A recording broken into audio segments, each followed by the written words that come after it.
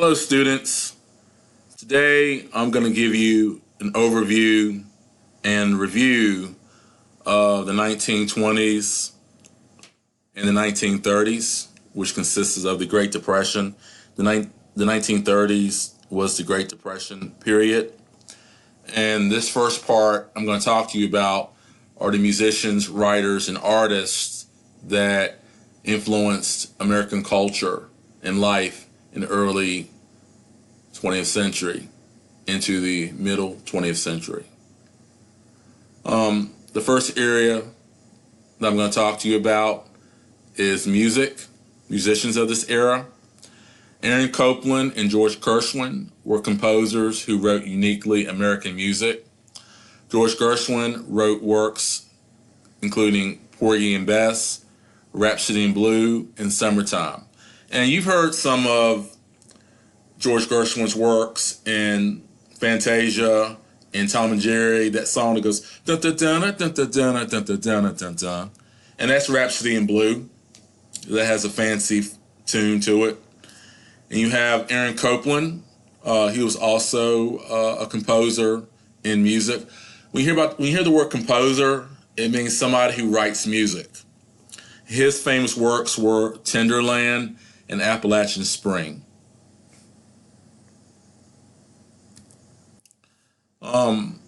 This talks about writers of the early 1920s and 1930s. F. Scott Fitzgerald, he was a writer. He was a novelist who wrote about the jazz age of the 1920s, and he coined the term jazz age. Another important writer, one of my favorite writers of this time period was John Steinbeck. John Steinbeck was a novelist who portrayed the strength of poor migrant workers during the 1930s. And his famous books are Of Mice and Men. That's also a movie. That's a really neat book to read. The Grapes of Wrath, which talks about the struggles of a family in the Ozark region of Missouri and them traveling all the way across the country to California, where things were better and life would be better. And so he talked about that struggle during the Great Depression with migrant workers and how they overcame a lot of adversity and problems of poverty and despair. And East of Eden is another one of his important books that John Steinbeck wrote. This is an artist of the 1920s and 30s. Her name is Georgia O'Keeffe, and that's in the area of art. Georgia O'Keeffe was an artist known for urban scenes and later paintings of the Southwest. And in this picture right here, there's a skeleton head of a Texas longhorn with a Cordelia rose. So that's a scene from the Southwest where there are a lot of deserts and parched soil and tumbling weeds, places like Arizona, New Mexico, and Oklahoma. And I think she moved out there later on in her life.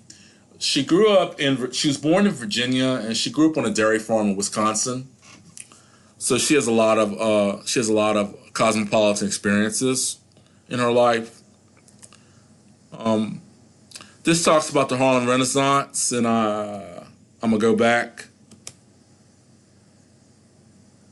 One thing I want to point out about Georgia O'Keeffe is that she painted pictures that were close in detail, up close, to give you a dynamic viewpoint of an object. Another aspect of the 1920s and 30s was the Harlem Renaissance. The leaders of the Harlem Renaissance drew upon the heritage of African American culture to establish themselves as a powerful force for cultural change. So it was a rebirth of African American culture, and this was spurred because of the migration of African Americans up north from the South, because African Americans experienced the hardships of discrimination, racism, segregation in a poor southern crop. A lot of African Americans were sharecroppers, and they wanted to move to the northern cities and the Midwestern cities to find better opportunities up there. Many of them went to work in the steel mill, textile industry. A lot of them became teachers, doctors, lawyers. Some of them opened up their own businesses, and some of them operated important and fashionable clubs up in Harlem and up in the north. And Harlem was, or still is actually, a neighborhood in the city of New York. It's mostly African American. The Harlem Renaissance was a period of rebirth in African American culture during the 1920s and 1930s. Many black artists, musicians, and writers influenced this movement. This movement inspired and gave African Americans pride in their past, their heritage, and their culture. And like I said before, Harlem is a predominantly black community in New York City. And this is a picture that reflects the Great Migration. You see the difference between 1860, which was before the Civil War, to 1930s. So the years of 1860 to 1910 to 1930. And the key is based on the percentage of African Americans living in the North, which is represented by black, and gray represents the percentage of African Americans living in the South. So it shows the variance of this time period. More African Americans went up north, leaving the South for better opportunities. Some interesting people that influenced the Harlem Renaissance period. And this also goes under the category of musicians, artists, and writers of the 1920s and 1930s. So there's a mouthful here that we're going to talk about. I'm going to talk about to you. This is Duke Ellington, and his name was Edward Kennedy Duke Ellington. He was an American composer, pianist, and bandleader of jazz orchestras. He led his orchestra from 1923 until his death, and his career spanned over 50 years. He played important songs. He played the piano for songs for Take the A Train, and I think he composed with Bessie Smith. So he's a very elaborate gentleman during this time period, musician. And his music had nonsense syllable sounds. That's what is an aspect of jazz. Another artist during this time period that was also a part of the Harlem Renaissance, and he is Jacob Lawrence. He kind of looks like me a little bit. Jacob Lawrence was an African American painter known for his portrayal of African American life. Lawrence referred to his style as dynamic cubism. Jacob Lawrence was a painter who chronicled the experiences of the Great Migration through art. So chronicled means that it's like a time period from one point A to point B to point C over a time period, over a time span. And I'm going to show you some pictures that reflect Jacob Lawrence. Here's a painting of and by Jacob Lawrence. And I'm thinking that's probably Harriet Tubman during the Underground Railroad. Could be something else. It's like he's shooing this man away. This lady's shooing this man away. Maybe they're trying to escape to the north.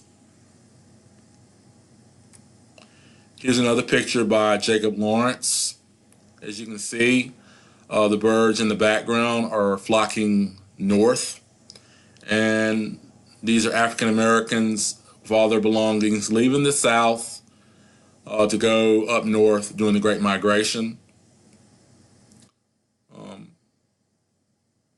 Pretty self-explanatory what's going on. Another important person during this time period that was in the area of literature and poetry was a writer named Langston Hughes. Langston Hughes was an American poet, social activist, novelist, playwright, and columnist. He was one of the earliest innovators of the then new literary art form called jazz poetry. Langston Hughes, a poet who combined experience of African and